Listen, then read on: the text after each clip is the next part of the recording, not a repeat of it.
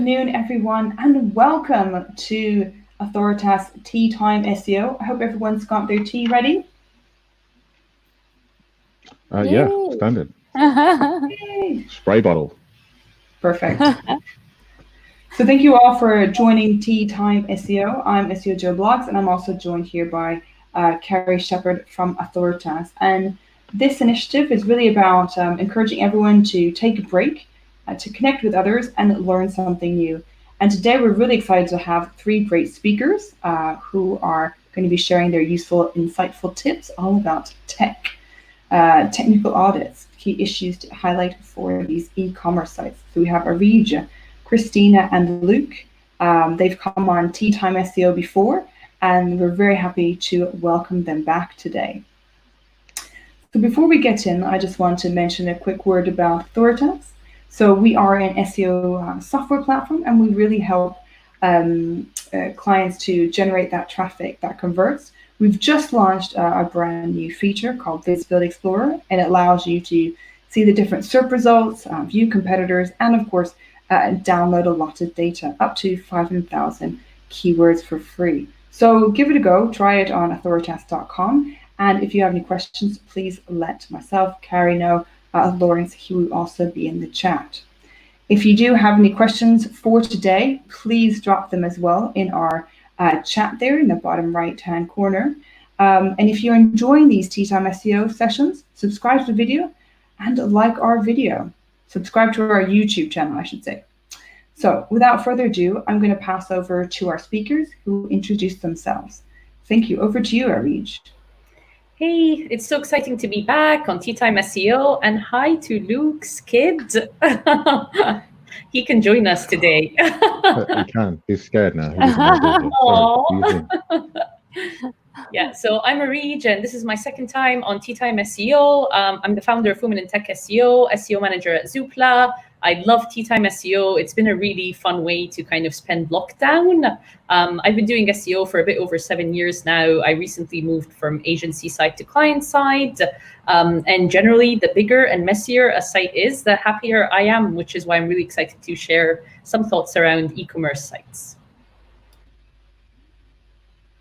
Yeah, thanks, Areej. Hey, everyone. I'm Kristina. I'm an e-commerce and technical SEO consultant. I've been in-house for a long time. I was working at agencies, and then a year ago, I became an individual consultant. And yeah, I've worked with different kind of e-commerce websites, so I have lots to share. And I also love to get my hands dirty with website migrations. And while this quarantine is on, I build doll houses. So I just want to kind of spend my 30 seconds talking about the fact that we are basically the SEO Avengers. All right. But anyway, moving on. I am an e-commerce consultant. I obsess over it. I'm a dad. I'm also in lockdown. I haven't got any slides, but I'm going to have a conversation with you guys. I'm not going to present from slides, because you can either see it as I'm totally unprepared, or you could see it as I'm mad spontaneous, or you could just see it as both. It's up to you. But I love eat, breathe, sleep, e-commerce. It's what I do. It's what I enjoy. And it's why I'm here. So thank you. Thank you all for joining. I would say it's improvisation, because you know a lot of stuff, but it's a different way of presenting. I just want to say a big hello to everyone for joining. Azim, Andrew, Charlotte, Marit, Lawrence, Anna, Stephanie, Claire, Orit, and Claire. So thank you all for joining and being part of Tea Time SEO. It's great to have you here. And I'm going to pass over now to the speakers who will share their top tips. Please drop your questions into the chat, and Carrie will get those questions answered for you afterwards. Thank you. Awesome. So I'm happy to kickstart and be the opening act for the brilliant Kristina and Luke that we've got here today. We're going to keep complimenting each other throughout these 30 minutes. Next slide, please. Cool. So I'm going to talk about my favorite e-commerce site challenge. There is a little bit of nostalgia for me. I used to always get really excited when I was agency side to have an e-commerce site that I needed to do a tech audit on, because they were always had tons of stuff that were broken in them. So it used to excite me. So I'm going to share some quick tips around internal search, currency links, and filters. Next slide, please. Great. So starting off with internal search. So this is typical. This always happens. This is something that you might feel, whoa, this is, everyone knows this. Everyone would make sure to avoid it. But actually, a lot of massive sites still have this problem. So crawlable search pages. Anyone can generate an internal search page. These pages are useful for your users, but extremely useless for bots. So if I use the internal search to search for absolutely anything, the fact that these pages would wind up being crawlable. So all search pages should always have a no index tag, and the URL path should be blocked in your robots.txt. Now, I wanted to search for a few examples to show that big sites do tend to have this problem until this day and age. So next slide, please. Next.co.uk, I see you. So I looked them up, over 6,000, and that's what we can see. I don't even want to imagine what's happening in their search console. I also looked up their SEO team, and they seem really nice. So I'm really, really sorry if anyone from Next is listening to this. But you can see that there's a whole bunch of crap in here that's being indexed, which should not be the case. This is one example I found. I do not even know why this is tagged under 2014, but for some reason it is. Next slide, please. So then I was like, whoa, well, what's happening with the robots.txt? Did they block it? What have they done? And if you look all the way down there, they've disallowed search, but not just search. I'm not really sure what happened there or why they forgot to add it or whether they added it incorrectly. But there was a bunch of other scary stuff in the robots.txt, like the fact that they had to disallow things that have a capital letter and a small letter, which probably shows that they have a lot of issues going on there. And I just want to say to Next one thing. We've got Kristina here. We've got Luke. They're both experts. They're great at what they do. Consider hiring them. Next slide, please. Awesome. So then secondly, currency links. Again, this is something that tends to happen all the time with e-commerce sites, websites that have a currency change links for every single product. So upon clicking on that, these links change the currency on the page by setting that currency parameter in the URL. So an example you can see here, $currency equal euro, and think of that in terms of a lot of other potential currencies as well that can appear as these different parameter URLs. Next slide, please. So general solution and general advice for this would be, number one, to add a rel equal no follow to the currency links, because you really don't want link equity to be transferring to these pages. These are user generated, they're user helpful, but they are not helpful for Googlebot or for crawlers. And secondly, to consider adding that parameter to the robots.txt file. Now, as a general solution, currency links is just one idea, but there are tons of others that you might find this happening with. So make sure that you're constantly checking your log files to see what else Google might potentially be wasting time crawling. So I found that potentially with the login links as well, that tends to happen a lot. Should that really be something that Google is spending time crawling, and should that be something that's within your site's index? Next slide. And then I just kind of wrap it up by talking about filters. So filters can definitely make or break an e-commerce site's crawlability. This is an example. It was an e-commerce fashion website. This was only looking at women's dresses, so just one category. And you can see the amount of brands, categories, color, and sizes that popped up in the filter. Now, it's terrifying to admit it, but all of these filters were crawlable. This is a massive number of combinations for only one section. So if you can imagine totaling that up with all the other sections that are out there, it's ridiculous. So just to wrap up on the next slide, this section needs a talk on its own. It's not fair to try to even summarize it within this tiny time that I have here. But just as a top line, in-depth keyword research and opportunity analysis are so important. You have to understand everything from search volume to seasonality data to what leads can potentially come through from some of these filters. But then you need to add user conversion analysis to this as well. And I know that this is something Luke tends to talk about a lot, but to really understand which filters and products perform best. And based on your analysis, you then decide how you can revamp your no index rules and your robots.txt file. If you have a client who is expecting you to pull this off as a one-off overnight job, you need to tell them, nope, that's not going to work. This is several weeks of analysis that needs to be frequently repeated to cater for things like seasonality and user needs and market demand. Next slide. I think I'm done. Yeah. So now give it up to the real e-commerce expert, Kristina Azarenko. Thank you. Areej is also a real expert. I just want to point this out. We're all experts, man. Everyone's bringing the fire. Exactly. I need a fire extinguisher right now. And Areej shared so many amazing points. I just love all of this.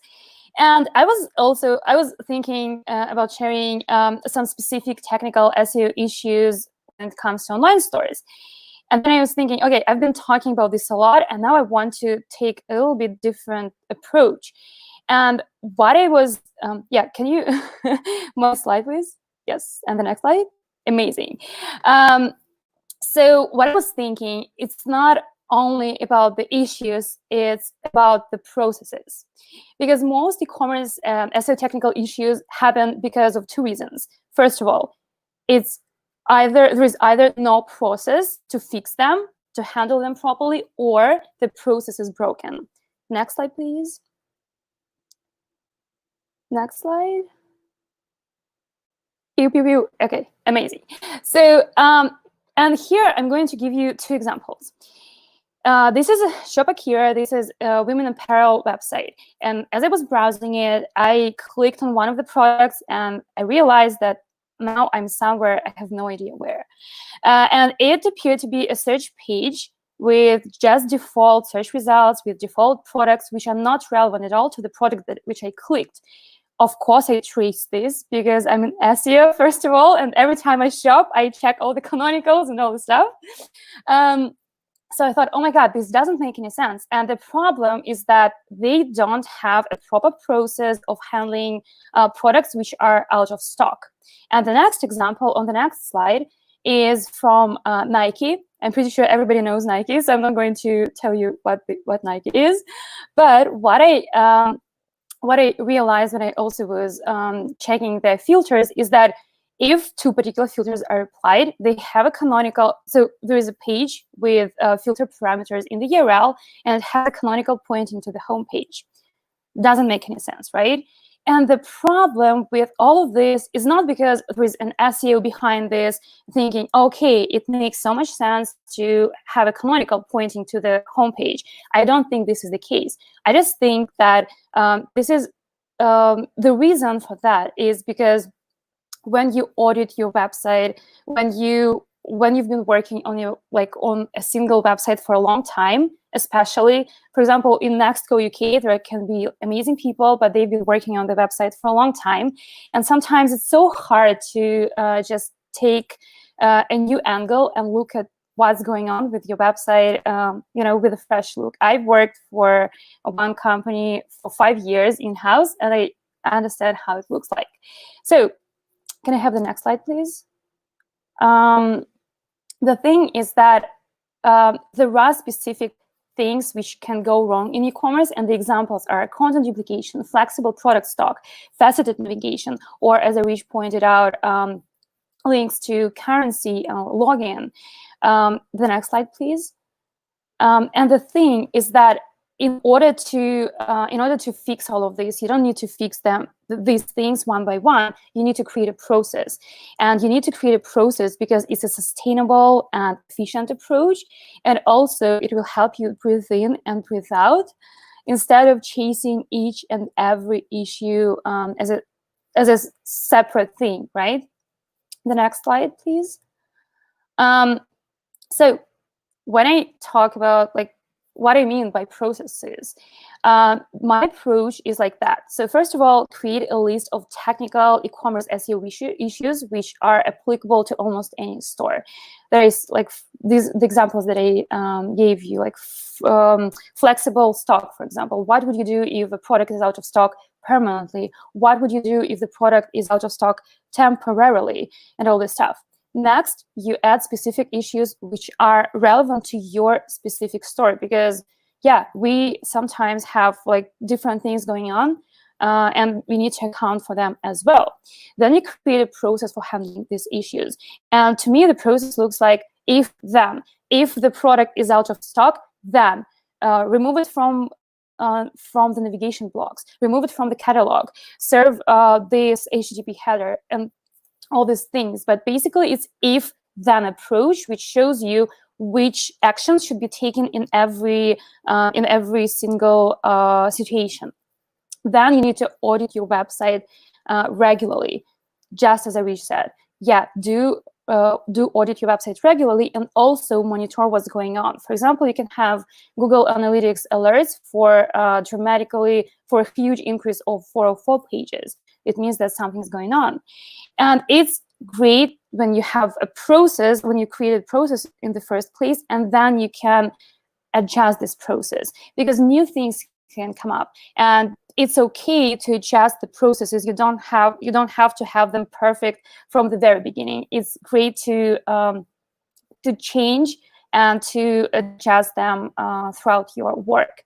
So if there is one thing that I want you to take out from these 5 or 7 minutes, is that create processes rather than fix each and every issue separately. That's me, and I'm giving a virtual mic to Luke. This is my virtual mic. All right, I got it. The mic is in my hand. The virtual mic is in my hand. All right, so I don't have any slides, and I don't really want any slides because I want to have a conversation with you guys, right? You people here who are watching this thing, I just want to talk to you guys. So I think the question you have to always ask yourself is, who are you building this thing for? Who are you doing this SEO for? Because you'd be surprised to hear, or maybe not, it's not search engines. You're not doing it for search engines. You're making it easier for them, but this is not why you're doing this. You're doing this because you want customers to buy your stuff. So a quick, real fast sense check, regardless whether you're an SEO, regardless whether you are technically minded or just started in your first week. I want to throw something down that normally helps me as a sanity check. First question, how many products have you got? And I mean, genuinely, how many products have you got? Secondly, how many categories do you have? Now, if let's say you've got 10,000 products, and let's say you've got 60 categories, including subcategories, you're probably talking about 10,060 pages, give or take, of URLs that you'd expect as a bare minimum to see in the index, right? If you wanted to keep things nice and simple, nice and clean.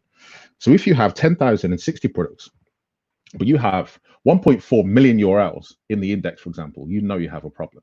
And that is normally like a really good sanity check to tell you whether your SEO is fire or your SEO is a farce, and you need to fix it without having to think about any technical skills at all. So regardless of where you are, right, we know that people who tune into this, we know that you guys can be well-seasoned SEOs, but also we have to remember that everyone has a first day where they decide to become an SEO. They decide to jump into a digital role. So I want you to go to Google when you can and throw in the site command, which is site : and then your domain name. And just think about those 3 questions, or 2 questions. 1, how many products? 2, how many categories? And 3, how many pages is Google telling you it has in its index? Equally, if it goes the opposite way around and you have 10,060 products, but you only have like 4,000 URLs in the index, you have another problem. And that problem is your site isn't crawlable enough for Google and other search engines to index, or it just doesn't give a damn about your site for a multitude of reasons, which we're not going to bust into right now. But my point is, you have to make sure that it's for your customers primarily, and secondly, that your search engines, whatever search engine it is, whether it's Baidu or Bing or Google or whatever, can access the stuff it needs to access. And I bang on all the time about, you know, not necessarily cool and collective stuff, but I always like to take common sense, right? Although common sense isn't all that common, but I don't mean that in a patronizing way. I mean, sometimes just put the technical stuff to one side, close Ahrefs, close your Moz account, just think, how can I make this experience better for customers? You know, so one of the common questions that I normally get asked is like, how do you handle discontinue this, or how do you handle, in fact, actually, do you know what, I'm going to plug Kristina's talk here because I think it was brilliant, which was on how to develop new categories and how to define when you should understand when you create a new category or when you should decommission a category. And I would honestly recommend you go and check that out if you want to just kind of start with the basic fundamentals of what your category structure should look like, because you've got to almost divide your e-commerce store into 3 sections. You've got your homepage, which is like one of the most important pages of your site. You've got your category pages, PLPs, and then you have your product pages, PDPs, right? You've got to be in a situation where you're optimizing throughout that journey. Every page is a landing page, whether it's home, category, or product page. You want people to be able to go away and buy those items as quickly as possible. My point here is, let's say you have a category page. The absolute worst place to go and put a ton of content is going to be on a category page, for example, because people are in the mindset of buying products. Don't fill that page with loads of content.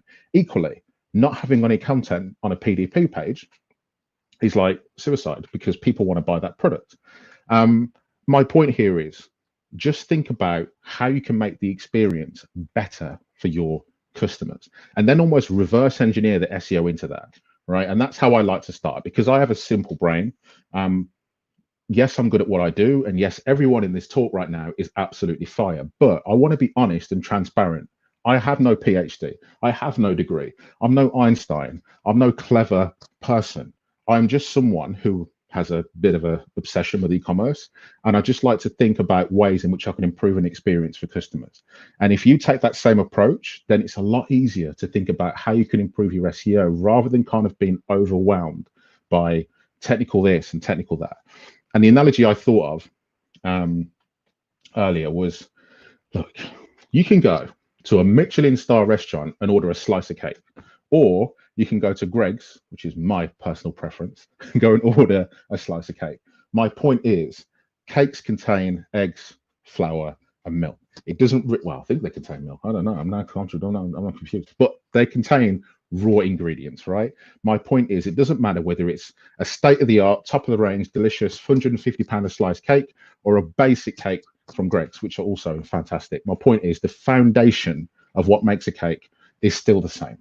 And I just don't want people to kind of panic and feel that, yeah, if you are next, that you've got this huge kind of anxiety attack coming in because you're thinking, how the hell do I fix this? Just take it back to basics, one step at a time, right?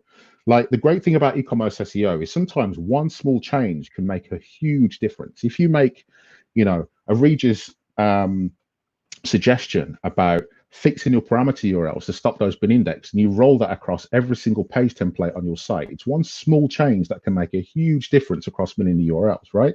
If you make one small change that Kristina spoken about, then the thing that's going to happen is it's going to start to propagate through those page templates and make a big difference. Don't see this as many URLs. See this as page templates. Then it gets a heck of a lot easier. It's one product template, mostly, with tens of thousands, hundreds of thousands, millions of products. And then finally, just the last thing from me is I really enjoy looking at eBay.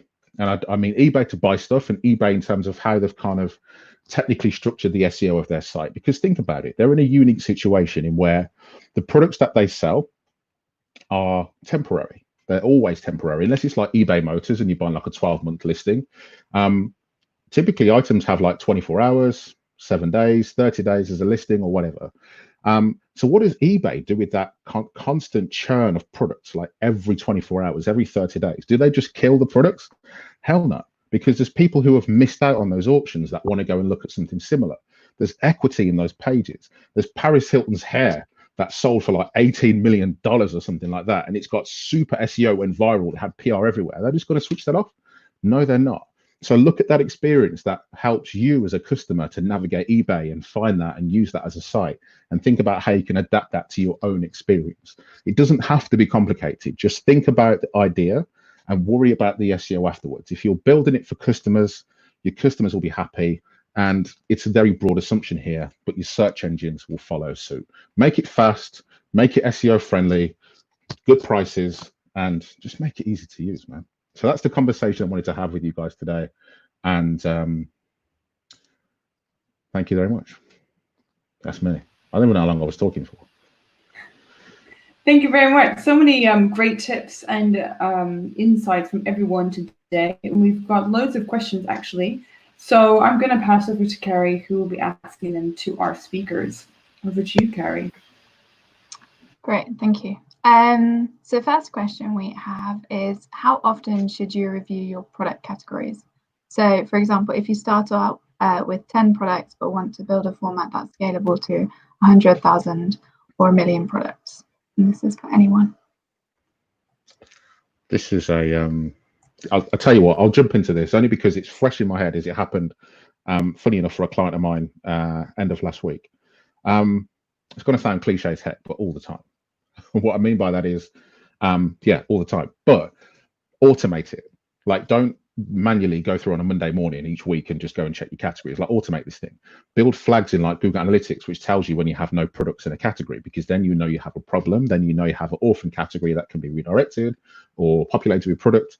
But also take a look at your site search. Like, again, Areej, nail on the head with this one, but look at like how people are searching. What queries are they using? And can you adapt that to a product category? I'll use a perfect example. We're never going to get through a webinar without saying coronavirus, right? So let's just say coronavirus. If you've got loads of people that are coming on your site searching for coronavirus, hey, maybe there's an opportunity there to go and make a category. What are people buying? Where are they buying from? What are your competitors doing? Like, all of these intelligence and intel points can help you to define whether you create a new category, repurpose an existing one, create a subcategory, whatever that may be. That's my answer. Yeah, 100%. I don't have a lot to add to this because Luke really answered this perfectly. Just one thing is that before you think of creating a category, you should also make sure that there are enough products in this category. If you see that your competitors have this category and it's amazing, it's popular, and people are searching this on your website, but you have one product, probably it's not a good idea to create a separate category, because it still won't add any value and it will hardly be ranking on Google. So make sure that the amount of products is also sufficient before you create a category. But yeah, optimization helps a lot with this. That's great, thank you. So next question we have is from Audit. She says, I would love to hear your thoughts on mega menus. If you have to have one, what would be a good one to have? All right. I'm excited by this one. I love this question. Like, first of all, no follow the links that don't matter in a mega menu. Okay? Areej is nodding like this because she's like in mad agreement. I love that. But I was just in a meeting today explaining, they were like, what? No follow? I was like, yeah, no follow that shit. Please no follow it. Exactly. Areej said it. There's the fire. Yeah. And just to be clear, all right? Don't. Okay, hold on. Put down your CMS. Stop logging in. Just give me a minute to explain myself. All right. What I mean by that is, no follow the links that aren't important. No follow the promotional 3-for-2 deals. No follow your contact us. Maybe. No follow your T's and C's, the footer links that don't matter. No follow your external links to social media. No follow your temporary like top managers picks category, which really no one's going to Google or search for. Like, the stuff that's not important, no follow. Stop passing equity to stuff that doesn't matter. Again, what do your customers want, and optimize for that environment. Yeah, that's my number one tip. Sorry, I was going to go on a whole other 10-minute rant then, and I realized this is tea time and time is precious. So do not waste link equity. Link equity is beautiful and precious. Do not waste it. If those links have absolutely no, purely there for your users, you're not planning on ranking in whatever way for them, just no follow those links. That's really useful, thank you. We have another question from Jackson. Any examples or case studies of positive SEO impact from fixing over-indexation of internal search pages or dupe pages? Yes, definitely. Like, I started working with one of the clients a few years ago, and I did exactly what Luke said. I checked, first of all, how many pages in index they had, and it was crazy because the website was like 200 or 400 pages, but they were having thousands of pages in their index, which actually meant that like 95% of pages were duplicate ones. And after fixing all of this, after making sure that only the needed pages are in the index, it had a dramatic impact on the traffic overall and on sales, definitely, because people were coming to the pages, like to the category, to the product pages. Yeah, and it made a huge difference. So these things are important to fix. Definitely. I've forgotten the question now, so I can't even answer it if I wanted to. So sorry. Okay. That's right. We've got time for one last question. So Areej, you said that all search pages should have a no index tag, and the URL path should be blocked in your robots.txt file. How would you find the pages that are not blocked and should be outside of the search pages, maybe? So I wonder if I use the word all, because I always try to avoid all, because then some SEO comes up to me and says, oh, what do you mean all? What about this one case scenario? So if I used all, I'm sorry. I always try to avoid all. But are we thinking in terms of pages that are already no indexed? And so how do we find those? Or what's the question exactly around? So this one was around the fact that you said, the search part was indexed and you could see it in Google. So it was just a wider question, like how could you find pages that shouldn't be in the index? Like Luke mentioned about if you had a site and it only had 10,000 pages, but you do site : and then you've got like 1 million, then obviously something's wrong. So just a way to find out what pages should not be yeah. So it's a combination of your crawls, when you crawl your site, your log files, what Googlebot is actually visiting, and also Search Console is so good at that. It points out specifically all of your crawled, not indexed, indexed, like all of these different versions of pages, but always compare your what's coming up in your crawl and what's being shown in Search Console as things that are actually being indexed. And then spend a lot of time on your log files to analyze, because there might be stuff that you feel are problematic, but Google doesn't actually waste time on them or visit them. But there might be stuff where Google is hammering those specific pages, and they're not pages that you want to rank for at all. So it's kind of like a combination of these three things, I would say. I'm not sure, Luke or Kristina, if you want to add anything to that. Yeah, I would add one thing, that when you, exactly what Areej said, and also when you are looking at the website via site con and then site, what I usually do, just like to check it out, I go to one of the last pages that I can access, and usually all the shitty pages are found like at the end. So I look at them as well, and also, as I said, there are some like filters. You can see which parameters are added to the URLs with filters, and you can just Google, like Areej showed, site, and then in URL, and then this filter, like sort by, for example, or sort by or filter by or color, question mark color, and then you'll see, oh, okay, so I have a problem with this filtered pages in the index. This will give you like a guidance what to look at. Yeah, I love that. I've just got a couple things that may help. Again, really simple, because I haven't got time for complicated stuff. My brain just can't handle it. But what I mean by that is, what's your crawler saying? Like, how long has it been crawling your site? And is your laptop sweating like hell? Like, is your laptop literally struggling to stay alive? Because that's normally a good indicator that your site's hard work, relatively speaking. Because if you're trying to crawl yellow pages, it's going to die, right? But if you've got a small site with around 10,000 products or less, and it's been crawling for like an hour, and the fans are going crazy, and it's only like 7%, you have a problem, unless you configured your search engine crawler to crawl everything regardless of the rules, right? But my point is, Screaming Frog is a pretty good way of letting you know whether your website is a heart attack or not.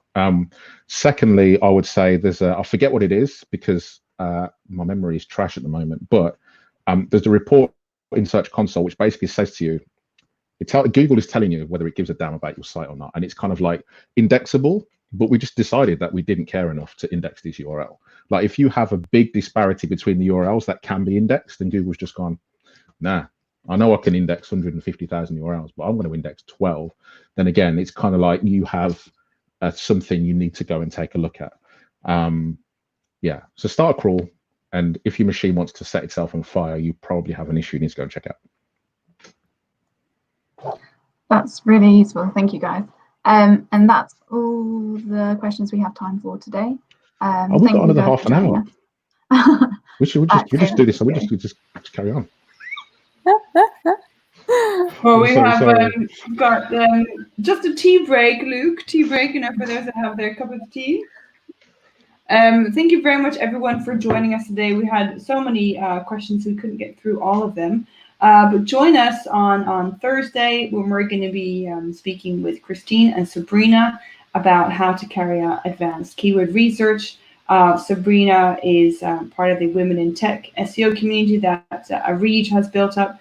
Kristina as well, and I'm lucky to say that myself and Carrier too. So it's a great Women in Tech SEO community. I think Areej need to big that one up a bit more earlier when you introduce yourself. But yeah, thanks everyone for joining. A lot of the people in our chat are also part of that community. So we had loads of great tips. If you have any more, we'll be sharing this on Twitter and LinkedIn, and you can ask your questions there. So we will see you all on Thursday at 4 p.m. when we'll be talking about advanced keyword research and why it is still important. So until then, have a good rest of the week, and we'll see you on Thursday. Thank you. Thank you, everyone. Bye. Take care. Bye-bye.